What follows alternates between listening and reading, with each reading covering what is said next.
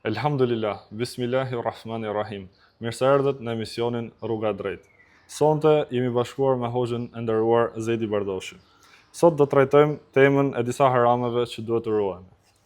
Duke parë gjendjen e muslimanëve sot o hoxh, shikojmë si një pjesë e madhe neglizhojnë në disa gjëra. Tregohen tolerues në bërjen e disa mëkateve. Si e komentoni këtë? Alhamdulillah, wassalatu wassalamu ala rasulillah. Patjetër është për të ardhur keq në fakt, kur dëgjon që gjendja jonë pra është e tillë që tregohemi ndoshta neglizhent ndaj disa mëkateve dhe në syrin tonë i shohim si mëkate të vogla, hajt, se gjë e lehtë është. Por është një hadith i profetit sallallahu alaihi wasallam që kuptohet prej tij se kur robi bën një mëkat, vendoset në zemrën e tij pra një pikë e zezë. Po imagjinoje ti, nëse njeriu vazhdimisht vazhdon mëkate, sot, nesër, pas nesër, është ajo fjala e urtë që thot gur bëhet kalaja. Dhe Zoti na rujt bëhet shkak ai mëkati që njeriu pra të fundoset qysh në këtë botë para ahiretit. Dhe dëgjojmë sot për shembull në shoqëri, dëgjon njerëz që thot ore nuk kam pa shty jetën kot. Ose thot për shembull ankohet, s'kam lumturi në familje. Ose për shembull thot rroga se ze rroga rrogën. Me zor thot shty muajin. Ose falimentova, ose lloje të ndryshme. Allahu subhanahu wa taala thot në Kur'an: "Wa man a'rada an dhikri fa inna lahu ma'ishatan danka." Kush i kthen shpinën, pra kuptohet urdhrave të Zotit, përmendjes Allahut, pra urdhëresave të Zotit gjithësisë, ai do të ketë një jetë të ngushtë. Pra jetë të ngushtë, ore, nuk ka rahati në shpirt. Jetë të ngushtë në familjen e tij. Nga momenti në moment kërcet shamata, potere, rrëmuj, nga e kam. Këto mëkatet që njeriu mund t'i bëjnë vazhdimsi, bëhen shkak që të ketë probleme për shembull familje.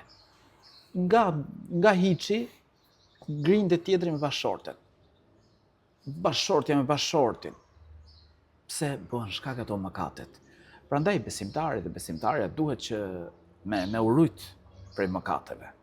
Me u mundu vazhdimisht me qenë drejt përmirësimit, drejt afrimit me Zotin e gjithësisë, dhe subhanallahu, Allahu lartësuar nëse ne ruhemi prej mëkateve, na mundson me pas një jetë qetë, një jetë lumtur në këtë botë, rahati shpirtërore. Por pastaj vjen edhe shpërblimi i madh në botën tjetër. Dhe përmend Zoti i gjithësisë në Kur'an, ku thotë: "Dhe ai i cili i friksohet pra madhështisë Zotit dhe ndal veten pra nga dëshirat që ka nefsi njeriut, vend strehimi çfarë është? Xheneti." Lutim Zotin e gjithësisë që na ruaj dhe të na përmirësoj. Hoxhë në Rom, disa musliman e vonojnë namazin, tregohen të shkujdesur ndaj tij. A keni një këshill për ta? Shikon, në fakt musliman, për shembull pa marrim namazin e sabahut. Me muaj të tërë e fal namazin e sabahut pasi lind dielli, jashtë kohe.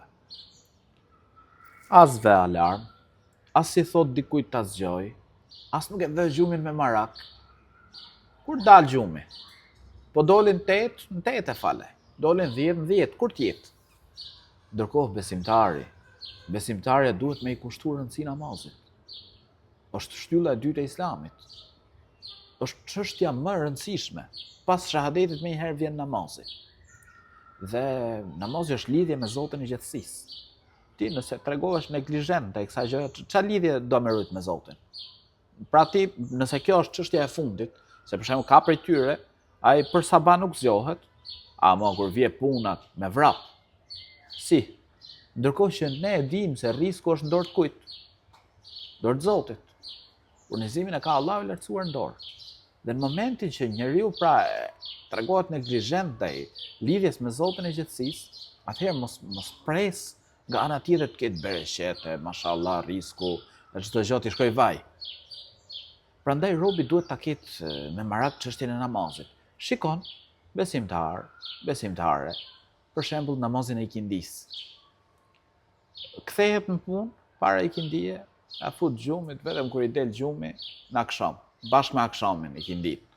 Subhanallah, vjen në një hadith, profeti alayhis salam që kuptohet prej tij se kush e humb namazin e ikindis, sikur ka humbur familjen dhe pasurinë. Kështu kuptohet për hadithit. Dhe çështja është e rëndë. Nuk ka çështje e lehtë pra tush që hajt. Namazi është lidhje e robët me Zotin e gjithësisë. Dhe namazi është shkak me fitu xhenetin. Namazi është shkak me pa të madhin Zot në xhenet.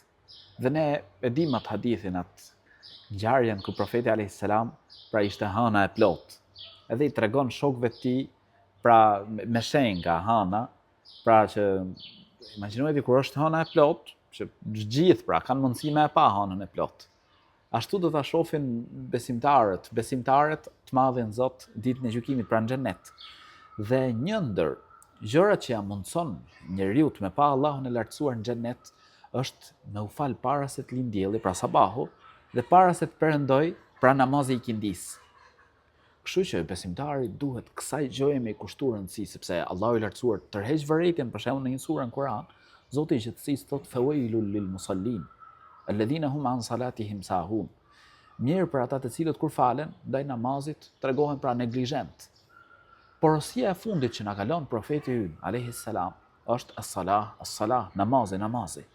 Prandaj, unë e këshilloj çdo njeri, çdo vëlla dhe çdo motër që namazit me I kushtuar rëndësi, me qenë e para në listë, çështja e parë, sepse ka për të pa përmirësim në jetën e tij. Në dynja ka për të pa I herë të mira, por edhe të mira në botën tjetër. Allah të shpërbleft të hoxha. Amin. Dëgjojmë në shoqëri musliman që nuk falen në xhumat. Edhe ky është një problem tjetër. Patjetër. Në fakt vjen keq. Për Zotin ndjehesh keq. Ose ndjen keqardhje. Kur dëgjon për shembull musliman thotë ja për xhuma, musliman. Xhuman ja thotë kam punë. Jam I angazhuar me punë. Ndërkohë, namazi I xhumas është një namaz specifik. Imagjinojeni Zoti I gjithësisë një sure në Kur'an e ka vendosur me këtë emër. Dhe ka një urdhër specifik në Kur'an për namazin e xhumas. Thot Allahu I lartësuar o që keni besuar, kur thirret ezani për namaz në ditën e xhuma, nxitoni në përmendjen e Allahut dhe lërini shitblerjen. Pra, sa është një gjysore në javë, maksimumi, pra me hutbe, me namaz, një gjysore në javë. Ti ke gjithë javën që mund të bësh, pra manevron. Gjysore në javë, robi e programon. Thot këtu, do shkoj të fal xhuman. Dhe subhanallah, profeti alayhis salam tërheq vërejtjen. Kuptohet për një hadithit profetit alayhis salam se thot, kush le 3 xhuma, pra me neglizhencë, Allahu ja vlos zemrën. Prandaj besimtari duhet që të reflektoj dhe me fal xhuma. Dita xhuma bismillah me shkum xhami. Me fal xhuma. Dhe robi do të vinë gjithmonë drejt përmirësimit. Pra është urdhri I Zotit gjithësisë, me zbatu. Disa njerëz tregon neglizhent ose marrin të lehtë shikimin ndaj haramit. Subhanallah, ky është një ndër problemet më të përhapura sot. Dhe një ndër arsyet është pikërisht edhe telefoni. Pra ai duke shfletu, pra e kalon lehtë, se ka fare problem. Pra se shef haram. Ndodh edhe një situatë e keqe, për shembull, e shef tjetrin në kafe. Ulet në kafe, kalon femra huj, pra ky nga fillimi I rrugës deri në fund, pra nuk janë dalë shikimin. Ndërkohë, Zoti I gjithësisë çfarë thot në Kur'an?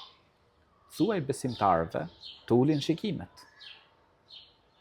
Pra robi, nuk po them, okay, një rast, pra kaloj, rregull shikimin pastaj. Po mendej me fjalë robi se edhe syri është përgjegjës dhe do t'japim llogari ditën e gjykimit. Pra me net njeriu për shembull me pa haram ti do t'japësh llogari ditën e gjykimit. Dhe harami që bën syri është me pa në haram. Dhe robi duhet që me rujt shikimin. Profeti alayhis salam e porosit Aliun, Zoti qoftë I kënaqur prej tij, që mos e pasosh shikimin me shikim, pra Rregull, një rast, pra e pe i herë, ule shikimin. Ama me pa 2-3 syri dërgon sinjal edhe ke zemra. Dhe vazhdon robi pastaj do dëshirat e këqija, derisa Zot na ruaj arrin, pra me kalimin e kohës deri edhe në vepra të turpshme. Allahu na ruaj. Amin. Amin. Hoxhë nderuam, dëgjojmë këto kohë shumë e më shumë për shkputjet e lidhjeve farefisnore, që po shkpusin fare domethënë, dhe është për të ardhur keq. Në fakt, jo shumë, po shumë. Ti dëgjon për shembull një besimtar, subhanallah, thot nuk flet me babain. Një besimtare i ka shkput lidhjet me nanën, me maman. Ndërkohë, profeti alayhis salam, po flasim këto rreth në ngushtë se ne urdhërohemi me gjithë fisin, gjaku zbohet ujë, me rujt lidhet me gjithë fisin. Ai thot profeti alayhis salam në një hadith, nuk hyn në xhennet pra njëri që i ka shkput lidhjet. Ndërsa i madhi Zot i ka thonë lidhjeve farefisnore, a nuk je e kënaqur që ti ruaj lidhjet me atë që i ruan lidhjet me ty, e ti shkput lidhjet me atë që i shkput lidhjet me ty? Vjen hadith. Kështu që besimtari dhe besimtarja duhet përpiqet normale, fillon me prindrit, me ju gjind, me i respektu, me i rujt lidhjet fort me ta, me ju gjind, me ju shërby, me i dhon përparësi atyre ndaj tjerëve. Po ashtu edhe me fisin. Me u mundu vazhdimisht me i rujt lidhjet dhe me i rujt kontaktet, me u interesu për ta si është gjendja e tyre, e më radhë. Kjo duhet patjetër, sepse ti shikon sot dikush që thot ankohet për shkak për jetës, shtyhet, kot thot, pa kuptim fare. Pa e shifi si ke lidhjet me fisin. Po ashtu, dikush tjetër ankohet tek paraja, që është patjetër kjo është tema e gjithanshme, vazhdimisht kjo temë. Ankohet për shembull për paran. 2 gjëra, pra që ty të rregullohen nëse i ruan lidhjet me fisin.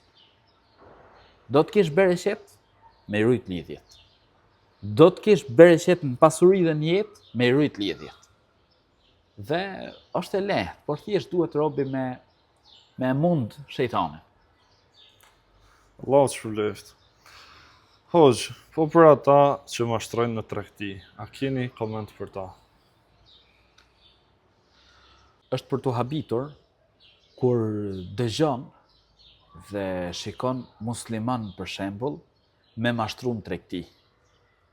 Pra nuk hecin këto dyja bashkë. Është e vështirë. Musliman për shembull me mashtru thot është një mall për shembull ose një produkt.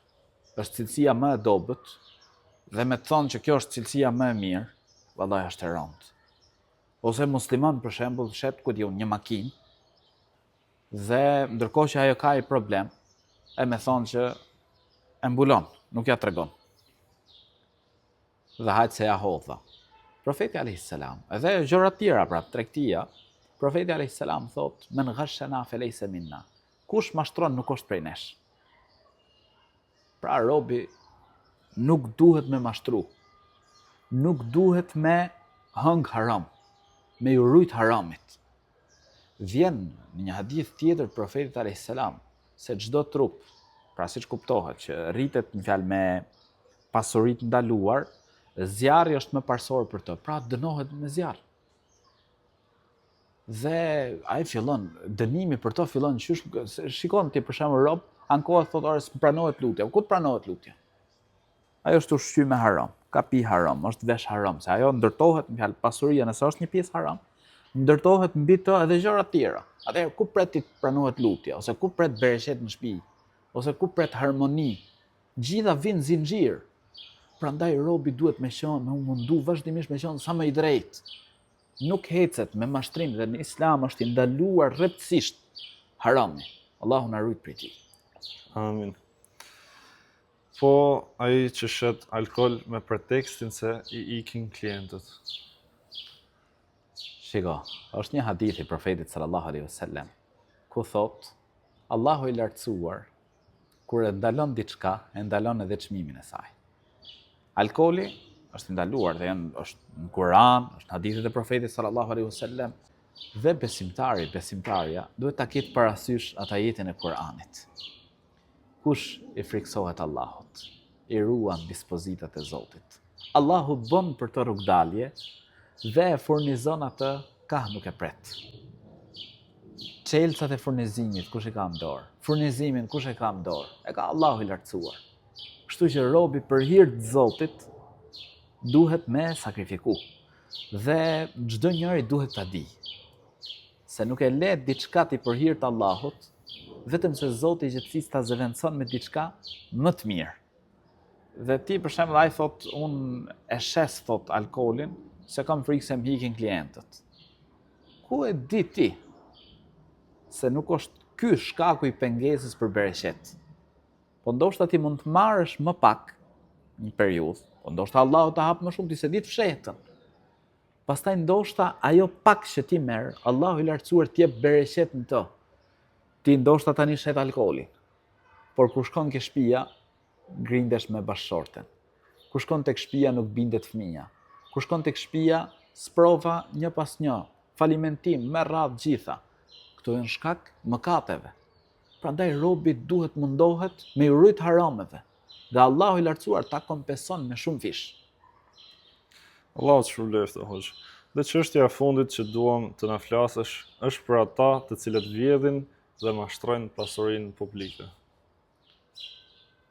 Personat të cilët vjedhin ose mashtrojnë apo sabotojnë pasurinë publike, për këta është e rëndë. Është situatë shumë e rëndë. Dhe subhanallah, në vendin tonë ne jemi të sprovuar pra me këtë gjë. Dëgjon për shembull her pas here, thot për shembull drejtor në filan institucion, thot i shkoi projekti, për shembull po themi $100,000. 50 me shokët, 50 projekti. Zoti na rujt. Apo se bën fare projektin. Kjo është situatë tepër e rëndë. Përmendëm këtë shumë, por ajo vazhdon në gjitha drejtimet ose në gjitha postet apo përderisa ti pra je në një detyrë. Dhe më kujtohet është një ngjarje ka ndodhur në kohën e Profetit alayhis salam. Betejën e Khejberit. Dikush luftoi shumë derisa ra dëshmor. Shokët e Profetit alayhis salam thanë lum për të, pra xhenetin, e fitoi xhenetin. Profeti alayhis salam kuptohet për fjalëve të tij, tha, ai kishte marrë një rrobë, pra ai kishte marrë nga plaçka e luftës pa lejen e Profetit alayhis salam. Dhe kjo ishte shkak pra që ai do dënohej për shkak të saj në varr. Po imagjinoje ti, ky një rrobë, ndërsa ti sot dëgjon njerëz për shembull që ai ka vjedh një urë, ka vjedh një rrugë. Pra ai Zot na ruaj, jo zjarr, po vulkan. Allahu na rujt. Prandaj robi, nëse do me jetu i lumtur, nëse do me pas rahati shpirtërore, me pas lumturi si në këtë botë dhe në botën tjetër, në u përpjek me u rujt prej harameve, Allahu e përmirësot gjendjen tonë. Allahu të shpërblet hoxh i nderuar. Faleminderit dhe shikuesve, mirë takofshim në emisionin e radhës. Asalamu alaikum. Aleikum selam wa rahmatullah.